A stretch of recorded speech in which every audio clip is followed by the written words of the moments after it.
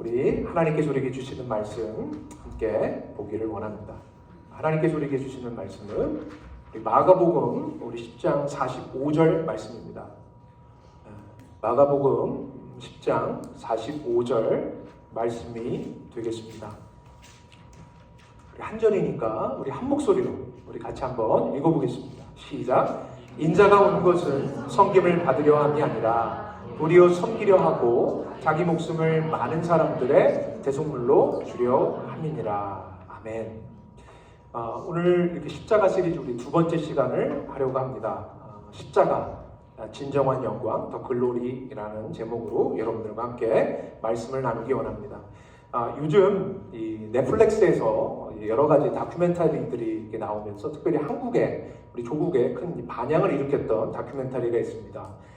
여러분 혹시 그 넷플릭스를 시청하시는 분들은 보셨는지 모르겠습니다. 나는 신이다. 혹시 보신 분 있으십니까? 나는 신이다. 네, 사이비 이단 한국에 발생했던 그리고 지금도 여전히 있는 이단들에 대하여서 고발하는 내용들이 담겨져 있으면서 거기에서 이제 교주들이 자신이 신이라는 겁니다. 자신이 메시아다, 자신이 하나님이다.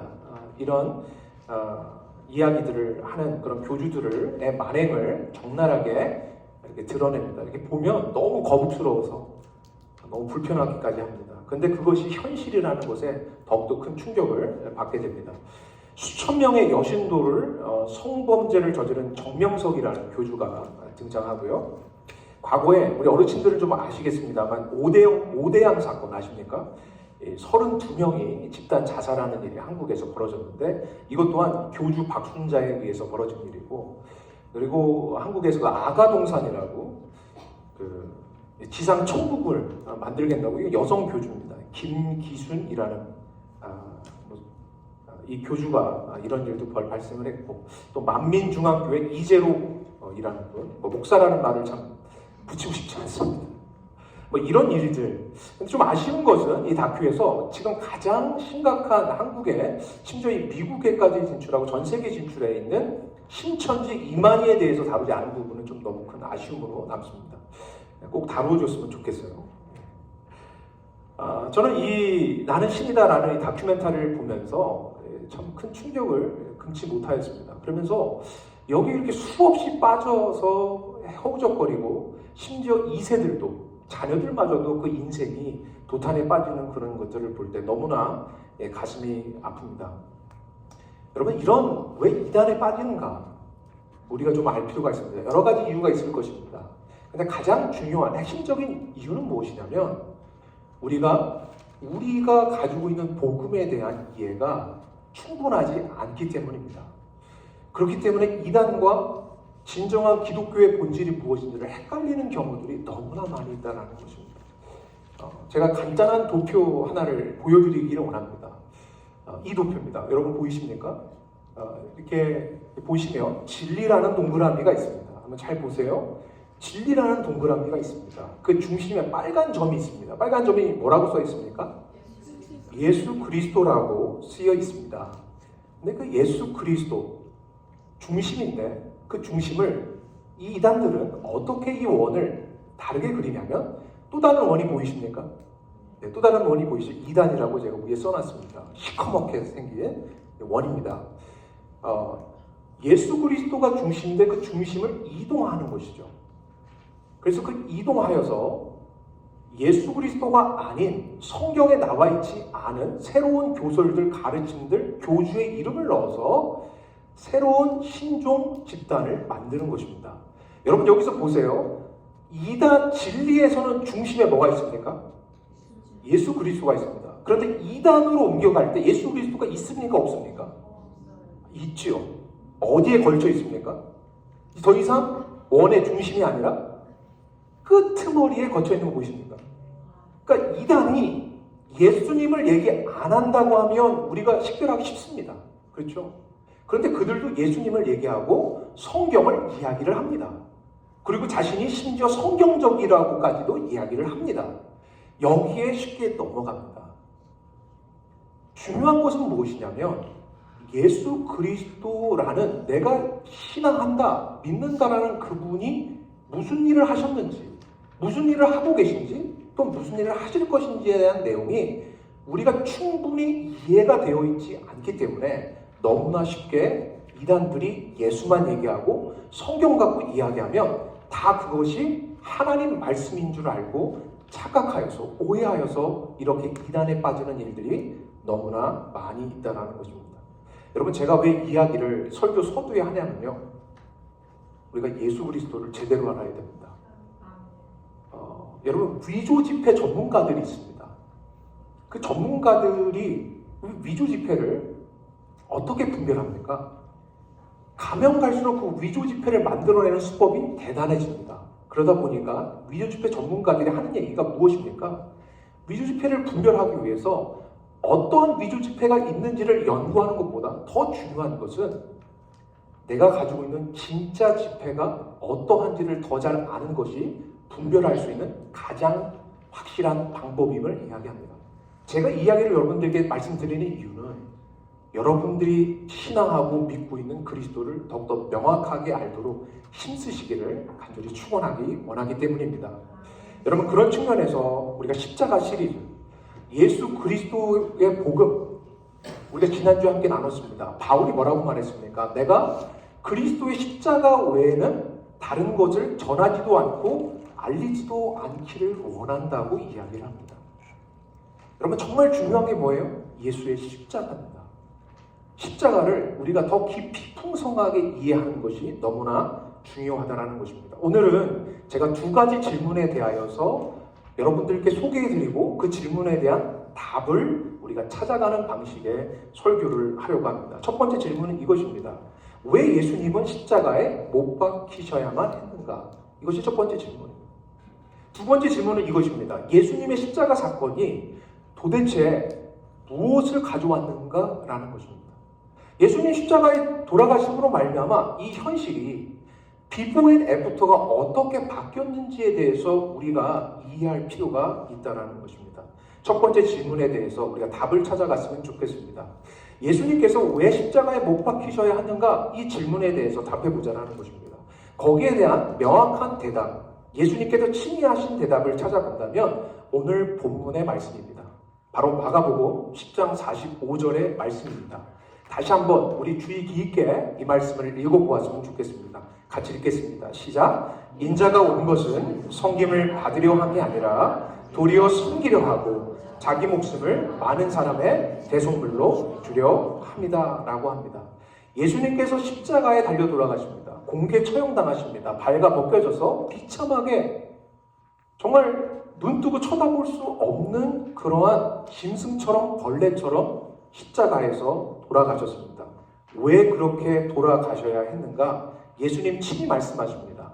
나는 이 땅에 온 것이 섬김을 받으려 오는 것이 아니라 섬기려 하고 도리어 어디까지 내려간다고 말씀하십니까? 자기 목숨을 많은 사람들의 무엇이 되려고요? 대속물이 되려고 한다고 말씀하십니다. 여러분, 대속물에 대해서 우리가 질문해 볼 필요가 있습니다. 대속물이 뭡니까? 예수님께서 친히 말씀하셨습니다. 내가 이 땅에 와서 십자가를 지는 이유가 내가 많은 사람들의 대속물이 되려고 십자가를 진다고 말씀하고 계십니다. 여러분, 대속물은 무엇인가요? 대속물은 이런 것입니다. 여러분의 자녀가 있습니다. 근데 그 자녀가 유괴를 당했습니다. 유괴를 당했을 때 유괴범이 전화를 겁니다. 몇 날 몇 시에 100만 불을 가지고 어디에 와라. 여러분, 100만 불 가지고 가야 누구 찾을 수 있는 겁니까? 자식 찾을 수 있는 것입니다. 바로 유괴범이 요구하는 몸값이 바로 대속물입니다. 또 이런 예를 들 수 있습니다. 지금은 없지만 과거 예수님 당시나 바울 당시에는 노예시장이라는 것이 있었습니다. 사람들을 갖다가 파는 거예요. 노예 상인들이 팝니다. 그러면 다 가격표가 있습니다. 그럼 이 노예가 이 노예 상인으로부터 풀려서 자유케 되기 위해서 값을 치러야 합니다. 대가를 치러야 됩니다. 비용을 지불해야 합니다. 그것이 바로 대속물이라는 것입니다. 예수님께서는 이 땅에 왜 오셨는가? 우리가 속박되었고 우리가 구속되어 있는 상태에 있는데 우리를 이 구속된 상태, 속박된 상태, 노예된 상태에서 자유케 하기 위해서 친히 자신이 몸값으로 지불 대기 위해 이 땅에 오셨다고 예수님은 말씀하고 계십니다. 십자가는 바로 비용을 지불하는 것이요, 몸값을 우리를 대신하여 허락하여 주시는 그러한 목적, 장소라는 것을 말씀하고 있습니다. 여러분, 이런 질문을 하면 우리 이런 이야기를 하면 우리 이런 질문이 자연스럽게 들어야 마땅합니다. 우리 성도님들은 그런 분들 있을지 없을지 모르겠어요. 그런데 많은 믿지 않는 사람들은 우리가 속박되어 있고 예속되어 있고 우리가 노예된 상태에서 우리가 자유케 되기 위해서 예수님이 몸값으로서 치르시기 위해 십자가 지셨습니다 라고 하면 사람들은 이렇게 반응할 것입니다. 내가 무슨 속박되어 있습니까? 내가 무슨 노예 상태에 있습니까? 이렇게 멀쩡하게 오늘도 교회에 내 몸으로, 내 자유로, 내 차로 여기까지 왔는데 내가 무슨 속박된 상태입니까? 라고 되물을지 모르겠습니다. 여러분의 성경은 우리가 세 가지, 구체적으로 이 세 가지에 속박되어 있는 노예 상태임을 명확하게 말하고 있다는 것입니다. 첫 번째가 무엇인가? 나 자신입니다. 나 자신에게 우리가 속박되어 있습니다. 우리는 한시라도 나 자신에게서 벗어나기가 참으로 어려운 자입니다. 나 자신이 우월감과 나 자신이 그래도 잘났다라는 것을 인정받고 싶어서 늘 우리는 끊임없이 다른 사람들과 비교합니다. 다른 사람들의 불행 속에서 내 행복을 봅니다. 또한 다른 사람들의 행복 속에서 나의 불행을 봅니다. 그것이 인간의 모습입니다. 철저하게 나 자신의 감옥 속에 갇혀 있습니다. 다른 사람들이 나를 적절하게 대우하지 않는다면, 나를 무시한다면 견딜 수 없어 합니다. 힘들어합니다. 왜 그렇습니까? 나 자신의 감옥에 갇혀 있기 때문입니다. 여러분, 두 번째, 우리는 무엇이 속박되어 있을까요? 한번 따라해봅니다. 우상에 속박되어 있는 것입니다. 여러분, 인간은 하나님을 떠난 이후로 자신의 삶의 의미와 목적을 찾기 원합니다. 무엇이 가치 있는 것이고 무엇이 의미 있는지 자기 나름대로 그 가치와 그 기준에 따라 살아가고자 원합니다. 그렇기 때문에 하나님을 떠났기 때문에 절대적인 하나님이 아닌 이 땅에 있는 그 어떤 것에 절대적 가치와 의미를 부어야 하고 그것을 위하여 살아갑니다. 대표적인 것이 돈일 것입니다. 또한 쾌락일 것입니다. 또 어떤 사람에게 인정일 것입니다. 여러 가지 권력도 됩니다. 수많은 것들을 추구하며 인생을 살아갑니다. 하나님처럼 그것을 섬기면서 그것 없이는 내 인생이 아무것도 아니라고 생각하며 살아갑니다. 바로 그 우상의 인간은 갇혀 있다는 것입니다. 토머스 오든이라는 신학자가 다음과 같이 이야기했습니다. 한번 잘 들어보세요. 내가 섹스나 신체 건강이나 민주당 같은 것을 신으로 만든다고 가정하자. 만약 이 중 어떤 것이 정말 위협을 받게 된다면 나는 뼈저리게 흔들리고 불안해질 것이다. 내가 유한한 가치를 우상화했던 만큼 죄의식은 노이레 로제처럼 극심해질 것이다. 내가 똑부러지게 남을 가르치고 소통하는 능력을 소중히 여긴다고 가정해보자. 뚜렷한 의사소통이 나에게 절대적 가치가 되었고 나의 다른 모든 가치를 소중하게 만드는 가치의 중심이 되었다면 나는 훌륭한 가르침에 실패할 때 노이로제 같은 죄책감에 사로잡히게 될 것이다. 나의 궁극적 가치인 그 무엇과 나 사이를 누군가가 혹은 무엇인가가 가로막을 때 괴로움은 신경과민으로 극심해질 것이다 라고 이야기합니다. 바로 내가 무엇인가를 절대적인 가치, 만약에 자식을 절대적인 가치로 두었을 때 자식이 내 뜻대로 되어지지 않고 성공이 아니라 실패하게 되었을 때 그 자식으로 인하여서 내 인생의 행복은 흔들리고 난 불행한 자가 됩니다. 커리어가 나에게 절대적 가치가 되었을 때 커리어에서 그 흔들림이 발생하게 되면 내 존재 자체도 내 인생 자체도 흔들리게 되는 것을 보게 됩니다. 체면도 마찬가지고요. 우리는 수많은 우상 공작으로서 인생을 살아가고 있다는 것을 생각해 볼 필요가 있습니다. 세 번째, 우리가 무엇에 구속받아 살아갑니까? 법에 구속받고 살아갑니다. 이런 법, 어떤 법인가? 우리 인류 모두가 가지고 있는 법이 있습니다. 양심이라는 법입니다. 또 우리는 어떤 법이 있나요? 천륜, 인륜 이런 것들이 있습니다.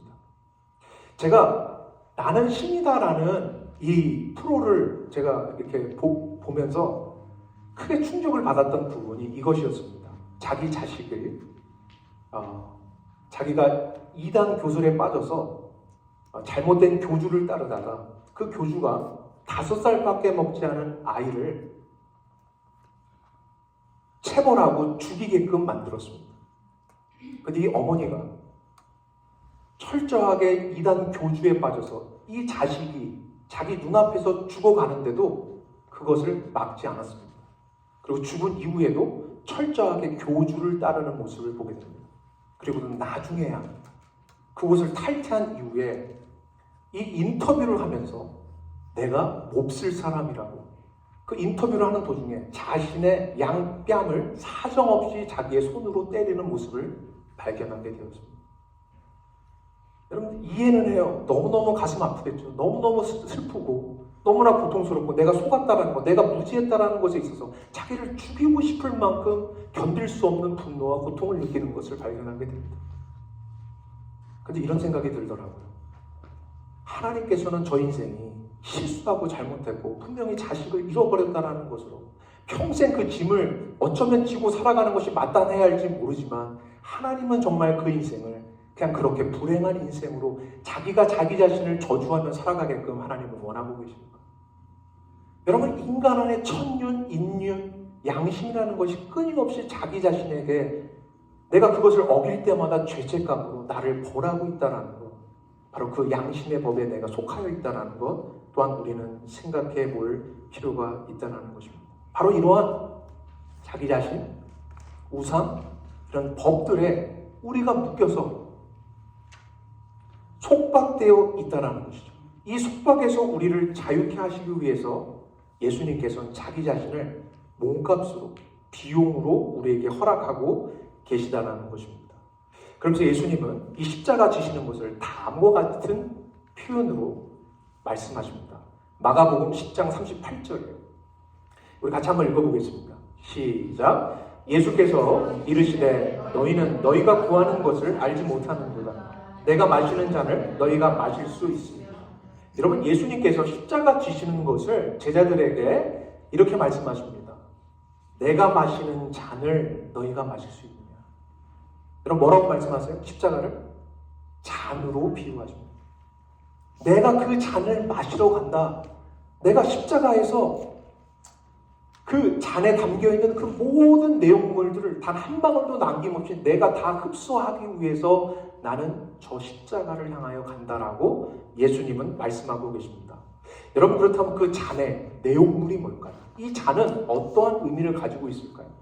이 잔은 구약 성경에 다음과 같이 소개되고 있습니다.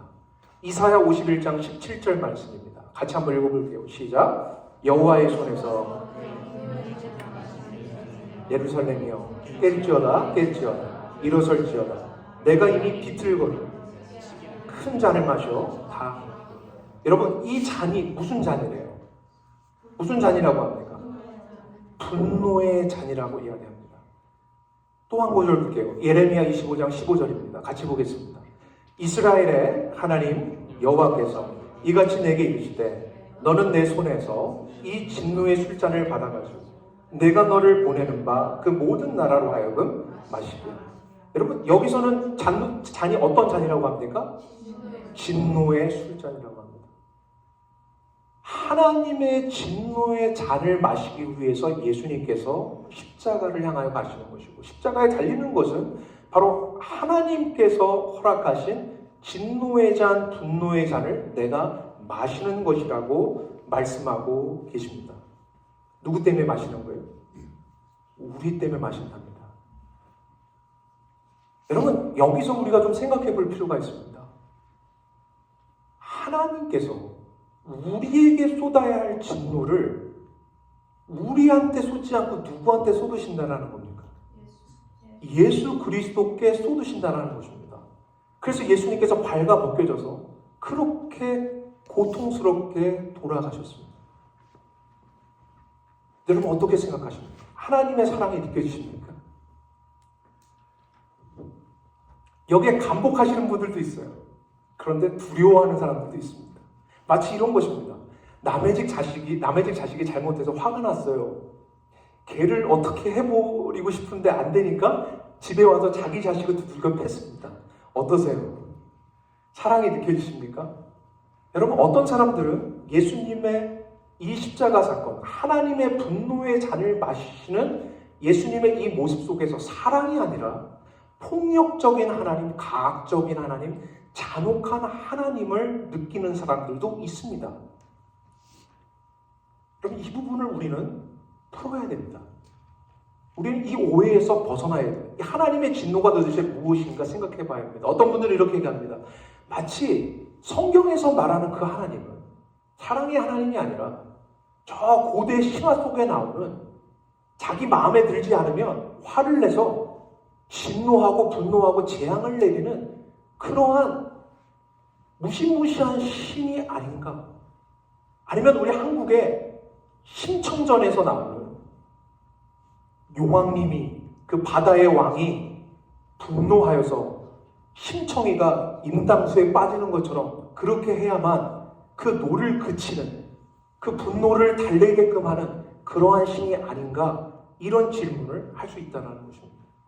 여러분, 저는 오늘 이 본문 말씀을 통해서 우리가 하나님의 진노가 어떠한 의미를 가지고 있는지를 저는 나누고 싶습니다. 여러분, 잘 듣기 바랍니다. 하나님의 진노, 어떠한 성경적 의미를 가지고 있는지 저는 세 가지를 여러분에게 말씀드리고 싶습니다. 첫 번째가 이것입니다. 하나님의 진노는 하나님의 사랑과 결코 뗄래야 뗄 수 없는 진노라는 것입니다. 하나님의 진노, 하나님의 분노는 하나님의 사랑과 뗄래야 뗄 수 없는 것입니다. 영어로 말하면 the wrath of God is based on the unceasing love of the Creator. 하나님, 창조주 하나님의 다음 없는 사랑에 기초하는 것이 하나님의 분노라는 것을 우리는 기억해야 합니다. 마치 이런 것입니다. 바이올린 제작자가 있습니다. 자기가 만든 이 명품 바이올린을 너무너무 사랑합니다. 그래서 연주자에게 줬어요. 근데 그 연주자가 바이올린 연주를 하는 것이 아니라 그 바이올린은 테니스를 칩니다. 여러분, 이랬을 때 바이올린 연주자가 어떠한 감정을 갖겠습니까? 테니스 치는구나, 이렇게 하겠어요? 바이올린을 사랑한 만큼 그러한 모습을 볼 때 분노하게 됩니다. 맞습니까? 무엇에 기인한 것이죠? 사랑에 기인한 것입니다. 여러분, 아버지가 있습니다. 사랑하는 아들이 있습니다. 근데 그 아들이 마약에 중독되어서 인생이 망해져 가고 있습니다. 여러분, 아버지가 아들을 사랑한 만큼 어떠한 표정을 지으실까? 괜찮아? 마음껏 즐겨? 그럴까요? 아닙니다. 분노합니다. 화를 냅니다. 여러분, 하나님의 진노는 하나님의 사랑에 근거합니다. 저와 여러분을 하나님이 만드시고 이 세상을 만드시고 하나님이 목적하신 바가 있습니다. 하나님이 여러분을 통해서 영광받기를 원하시고 이 세상에 자기 자신이 얼마나 아름다운지를 우리를 통해서 드러내기를 원하십니다. 여러분이 행복하기를 원하십니다. 하나님의 뜻과 목적 안에서 그것을 누리기를 원하십니다. 그런데 하나님이 여러분을 이렇게 만드셨는데 하나님의 뜻이 아닌, 하나님의 목적이 아닌 전혀 다른 방식으로서 인생을 살아가며 인생이 깨어지고 세상이 깨어지는 것을 볼 때 창조주 하나님은 이 세상과 저의 여러분의 사랑 때문에 분노하신다는 것입니다. 여러분, 이것을 우리가 기억해야 합니다. 20세기의 탁월한 전증가 C.S. 루이스는 이렇게 얘기합니다. 세상을 창조한 사랑, 하나님이죠. 예술가 자신의 작품에 대한 사랑만큼 끈질기며 아버지가 아들에 대한 사랑만큼 숭고하며 남녀 간의 사랑만큼 가혹하고 엄격한 것이 하나님의 사랑이라고 이야기를 하고 있습니다. 여러분, 두 번째, 하나님의 진노는 하나님의 인위적 형벌이 아니라 인간 죄에 대한 결과라는 것을 기억해요. 인위적인 형벌이 아니라는 거예요. 인간 죄에 대한 결과입니다. 영어로 말하면 the wrath of God is not an arbitrary punishment by God, but rather the consequence of the human sin입니다. 제멋대로 하나님이 그냥 인위적으로 너 벌 줘야, 너 못마땅해, 너 그렇게 살면 내가 가만 안 두겠어. 이래서 하나님이 주신 벌이 아니라는 것입니다. 여러분, 제가 질문 드려볼게요. 여러분 잘 대답해 보세요. 비가 오고 있습니다. 술을 잔뜩 먹었습니다. 제가 먹었다는 거 아니에요. 잔뜩 먹고 만취한 상태입니다. 운전을 하다가 차 사고가 나서 죽었습니다. 자, 하나님의 형벌입니까? 아니면 자업자득입니까? 어떻게 생각하십니까?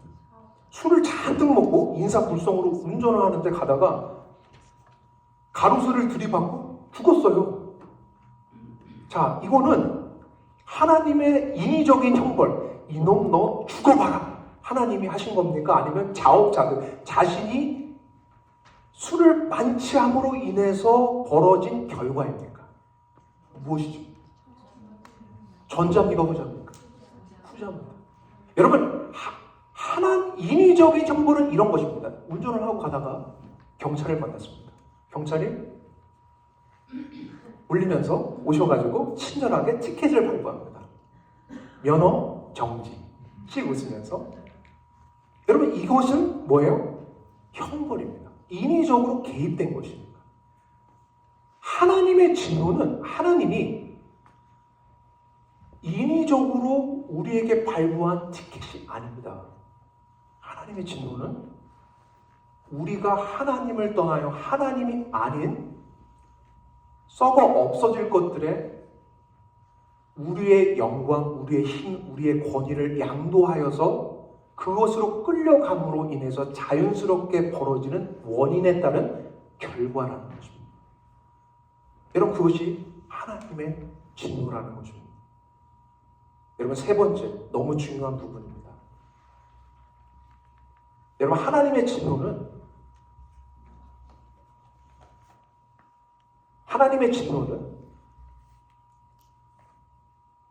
대가와 비용이 필요하다는 것을 여러분 기억하셔야 됩니다. 영어로 말하면 the wrath of God is the cost paid for sin이 됩니다. 죄에 대한 대가라는 것을 기억해야 합니다. 여러분, 제가 하나 또 질문 드려볼게요. 어떤 분이 오셔가지고 목사님 사랑해요 그러면서 제 일을 10개나 뽑아가셨습니다. 그래서 이렇게 말씀하시는 거예요. 목사님, 그냥 없었던 일을 해주세요. 물론 저는 인격이 훌륭하니까 감당을 하겠지요. 여러분들도 물론. 여러분, 이게 쉬운 일일까요? 여러분, 우리는 하나님 앞에 이렇게 묻습니다. 하나님, 그냥 전지전능하시니까 이 세상의 죄들을 보시고 그냥 없었던 일로 하자. 헐, 굳이 십자가, 하나님이 인간이 되셔가지고 십자가에 지셔가지고 그런 비참한 그런 죽음을 맞으셔야 하는가? 라는 질문을 하는 사람들이 있습니다. 근데 여러분 보세요. 제가 이미 하나의 예를 들었습니다. 여러분, 심각한 사건일수록, 심각한 깨어짐일수록, 심각한 손해와 상처일수록 무엇이 반드시 수반돼야 될까요? 대가와 비용이 지불돼야 합니다. 여러분, 조금 이따 아까 전에 이야기로 돌아가 보죠. 누군가가 저한테 와서 이빨을 뽑았습니다. 그러면 제 인간적인 마음에 어떻게 하고 싶을까요? 저분이 10개를 뽑았으니까 저는 저분의 이빨을 뭐라고요? 다 뽑는다고요? 제가 그렇게 무시무시한 사람으로 보이십니까? 예, 인간은 다 뽑고 싶은 마음이 있습니다. 그리고서 무엇까지 하길 원하죠? 내 이 심도로, 치과 가서 임플란트 심도로 비용까지 내라고 수까지 할 것입니다. 제가 그렇게 한다는 게 아니고. 여러분, 그런데 여기서 용서한다고 생각해 보십시오. 내가 용서한다. 그럼 뭘 떠안아야 되죠? 저 사람이 나에게 폭력을 행했고, 나를 무시했고, 심지어 이빨까지 뽑은 것에 대한 그 명예, 또 그 영광을 다 잃어버린 것에 대한 그것을 제가 떠안아야 됩니다. 또 무엇을 떠나야 되죠? 10개 뽑혔으니까 치과 가서 임플란트 10개 심어야 되는 비용을 누가 떠안아야 됩니까? 내가 떠안는 것입니다. 여러분, 최근에 한국에서 이렇게 유명한, 한국뿐만 아니라 세계 이렇게 K 드라마로 또 이렇게 유명한 게 더 글로리라는 드라마입니다. 제가 전에 설교하다가 한번 소개한 적이 있습니다. 이게 학폭을 다룬 사건이에요. 고등학교 아이들 중에 이제 가해자 학생들이 피해자 한 학생을 완전히 인생을 망가뜨린 그런 사건입니다. 이것에 있어서 이 피해자 학생이 커가면서 보복, 분노의 칼을 갑니다. 그래서 다 모든 것을 이렇게 보복해가는 그런 드라마입니다. 여기에서 극 중에 이런 내용이 있습니다. 이런 대사가 있어요. 들어보세요. 피해자들이 잃어버린 것 중에 되찾을 수 있는 게 몇 개나 된다고 생각하십니까? 라고 묻습니다. 그렇죠? 이렇게 대답해요. 나의 영광과 명예 오직 그뿐이지요. 누군가는 그걸 용서로 되찾고 누군가는 복수로 되찾는 겁니다. 여러분 이 드라마에서는 복수로 되찾더라고요. 근데 여러분 여기서 제가 말씀드리고 싶은 것은 이것입니다. 인간 저변에 어떤 폭력이든 어떤 깨어짐이든 손해든 이런 일들이 발생하게 되었을 때 그 깨어짐과 그 손해가 깊으면 깊을수록 단순히 말로써 용서하는 것으로 끝나지 않는다는 것입니다. 반드시 무엇이 필요합니까? 비용이 필요하다는 거죠. 여러분 이 얘기를 제가 왜 말씀을 드립니까? 십자가가 그런 거예요. 여러분 십자가 우리는 십자가 없이 그냥 하나님이 하늘에서 그냥 너희들 용서해줄게 다 잘못한 거 내가 다 사해줄게 이렇게 왜 말씀하지 못하십니까? 여러분 이 세상의 깨어짐이 어마어마한 것입니다. 하나님을 떠나서 하나님이 주인이 아니라 세상에 썩어 없어질 것들에 가치를 두고 살아간 그 삶이 이 세상 하나님이 만드신 세상 그리고 우리 존재를 다 망가뜨리고 부서뜨렸다는 것입니다. 그것에 대하여서 하나님은 회복하기를 원하시는 거죠. 그렇기 때문에 하나님은 우리에게 보복하시는 것이 아니라 하나님 자신이 그 대가와 비용을 다 떠안기로 작정하신 것입니다. 우리의 모든 죄악, 우리의 모든 속박을 다 하나님이 끌어안기로 작정하신 것입니다. 그것으로 말미암아 발생한 것이 무엇입니까? 십자가라는 것입니다. 여러분 그래서 갈라디아서 3장 13절에 이렇게 얘기합니다. 같이 읽어볼게요. 시작. 그리스도께서 우리를 위하여 저주를 받은 바 되사 율법의 저주에서 우리를 속량하셨으니 기록된 바 나무에 달린 자마다 저주 아래 있는 자라. 여러분 하나님께서 인간이 되셔서 뭐가 되셨다고 그래요? 저주가 되셨다고 합니다. 여러분 그 저주가 누구에게 쏟아져야 됩니까? 우리에게 쏟아져야 할 것이 누구에게 쏟아진 것입니까? 예수 그리스도께 쏟아졌다라고 이야기를 합니다. 로마서 5장 20절에 보니까 이렇게 얘기합니다. 율법이 들어온 것은 범죄를 더하게 하려 함이라. 같이 읽을게요. 그러나 죄가 더한 곳에 은혜.